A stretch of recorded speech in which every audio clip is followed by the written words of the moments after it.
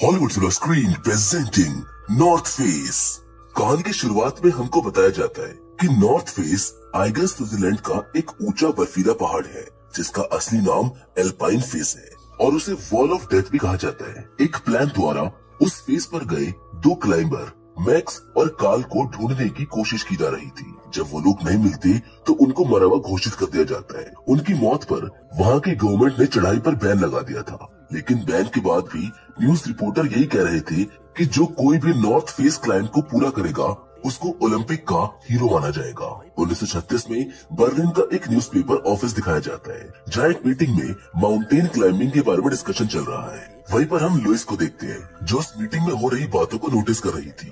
Louis office की secretary है। जब लोग ये डिस्कस कर रहे थे कि इस बार क्लाइंबिंग के लिए सिर्फ जर्मन्स को ही क्लाइंबिंग के लिए भेजा जाएगा, तभी यहाँ बैठे एक आदमी को दो जर्मन क्लाइंबर्स की याद आती है जिनका नाम एंडी और टोनी होता है, जो माउंटेन बर्चसन नाम के यूनिट में बहुत ही फेमस क्लाइंबर्स होते हैं। तभी लुइस कहती है कि मैं उन दोनों को जानती हूँ, वो मेरे दोस्त हैं। ये बात सुनकर सब उसको इग्नोर कर देते हैं और उसका मजाक उड़ाते हैं। लेकिन मीटिंग खत्म होने के बाद लुइस का बॉस कहता है कि एंडी और टोनी अगर इतने ही अच्छे क्लाइंबर्स हैं तो वो नॉर्थ फेस की क्लाइंबिंग के लिए आगे क्यों नहीं आ रहे। लुइस बोलती है कि मुझको नहीं पता। तब उसका बॉस कुछ पैसे उसको देकर कहता है कि तुम एंडी और टोनी के पास जाओ, उनको बताओ जर्मन्स लोग यही चाहते हैं कि वो नॉर्थ फेस क्लाइंब करें। इधर हम माउंट बर्चसन का ऑफिस देखते हैं जहाँ टोनी और एंडी को कर्फ्यू तोड़ने के लिए टॉयलेट साफ करने की पनिशमेंट दी जाती है। यहाँ हमको पता चलता है कि बेस्ट क्लाइंबर्स होने के बावजूद भी इन दोनों की किसी को कोई कदर नहीं थी। जब वो घर आते हैं तो लुइस उनका इंतजार कर रही होती है। एंडी उसको बहुत खुशी से मिलता है मगर टोनी उससे नॉर्मली मिलता है। असल में टोनी लुइस का एक्स बॉयफ्रेंड होता है जिसको लुइस छोड़कर शहर जॉब करने चली गई थी। शाम को लुइस उनको बताती है कि बर्लिन में सब उसका इंतजार कर रहे हैं कि वो नॉर्थ फेस क्लाइंब में हिस्सा लेंगे। एंडी खुश होता है पर टोनी कहता है कि पिछली बार की क्लाइंबिंग के दौरान मारे गए मैक्स और कार्ल को वो जानता था। वो बहुत अच्छे क्लाइंबर्स थे लेकिन वो अपनी क्लाइंबिंग पूरी नहीं कर पाए। इसके अलावा वहाँ आने वाली बहुत सारी मुश्किलें जैसे कि लैंडस्लाइड और स्नोस्टॉर्म जैसी काफी सारी मुसीबतें हैं, इसके लिए हम रेडी नहीं है। ये बोलकर वो वहाँ से चला जाता है।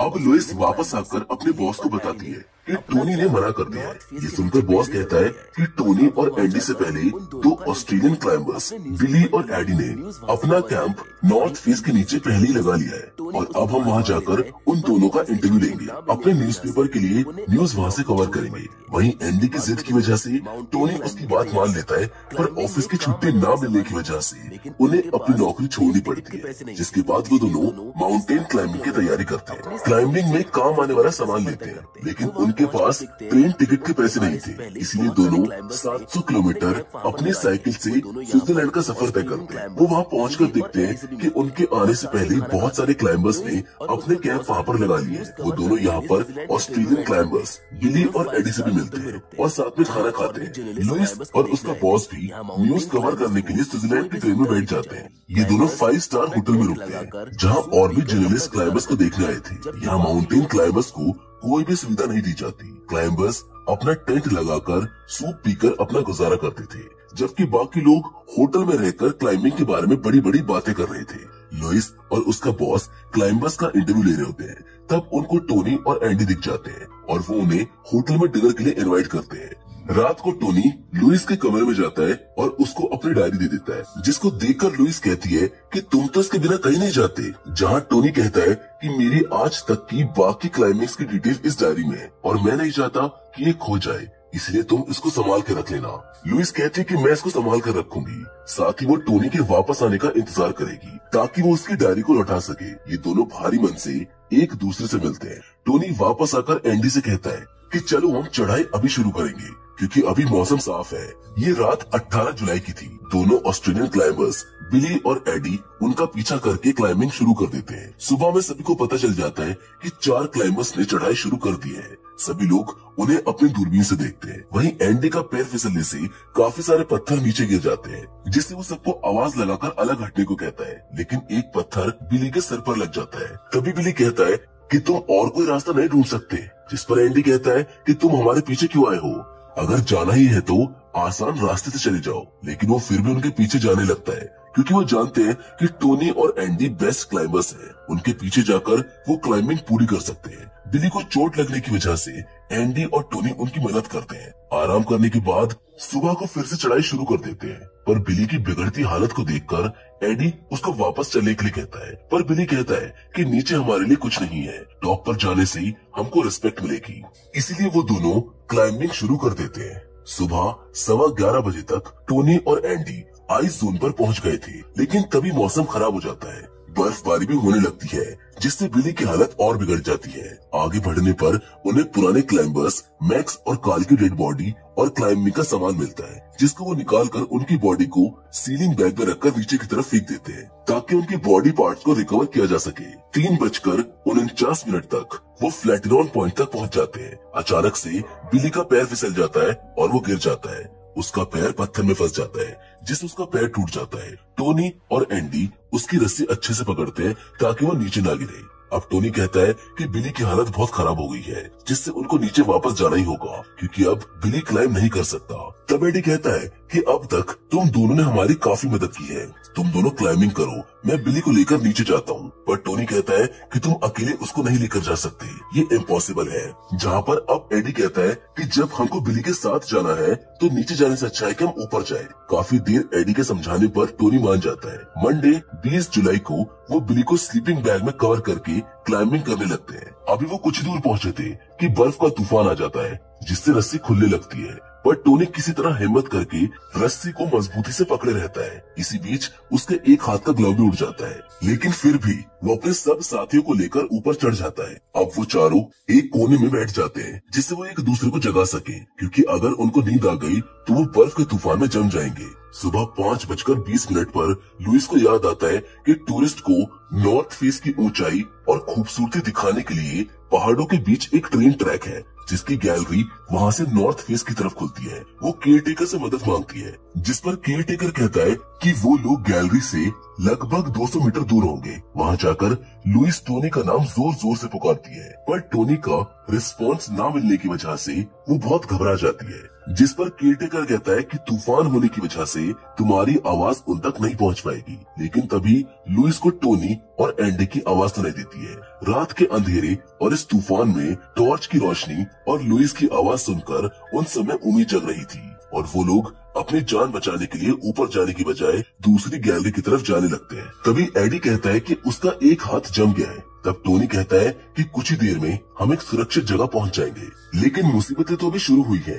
वो देखते हैं कि एक पहाड़ से दूसरे पहाड़ की तरफ जाने के लिए उनके पास जरूरी सामान नहीं है। इसीलिए टोनी रस्सी से लटककर दूसरी ओर जाने की कोशिश करता है, ताकि वहां जाकर रस्सी बांधकर रास्ता बना सके, पर तेज तूफान और बर्फ गिरने की वजह से वो नाकाम रहता है। मगर टोनी भी हार नहीं मानता।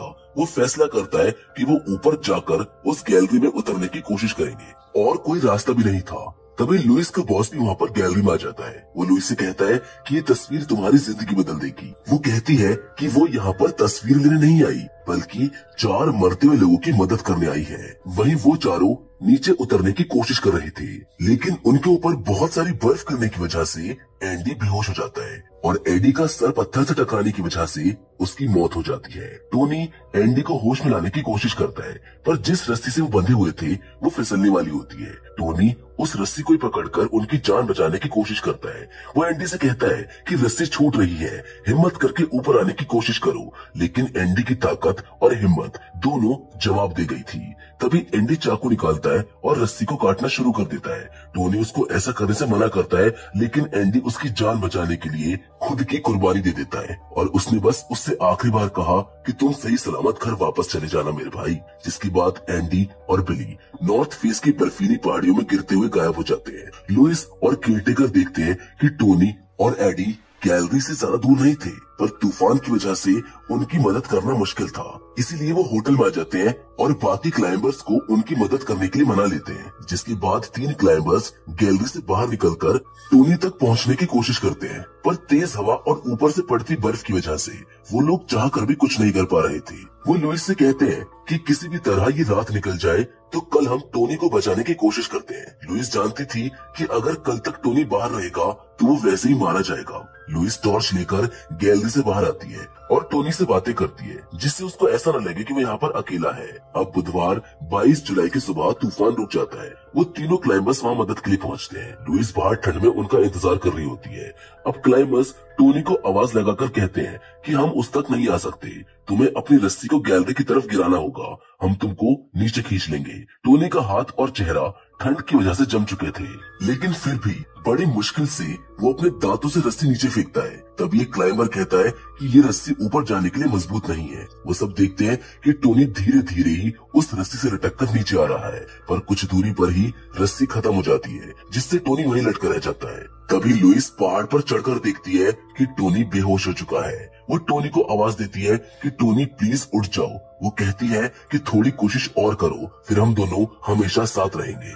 जिसके बाद वो बहुत मुश्किल से अपना सर उठाता है और लुइस को देखकर अपनी आखिरी सांस लेता है, और टोनी की भी वहाँ पर मौत हो जाती है। अब कुछ सालों बाद का सीन दिखाया जाता है, जहाँ पर लुइस न्यूज रिपोर्टर की जॉब को छोड़कर फोटोग्राफी में अपनी दुनिया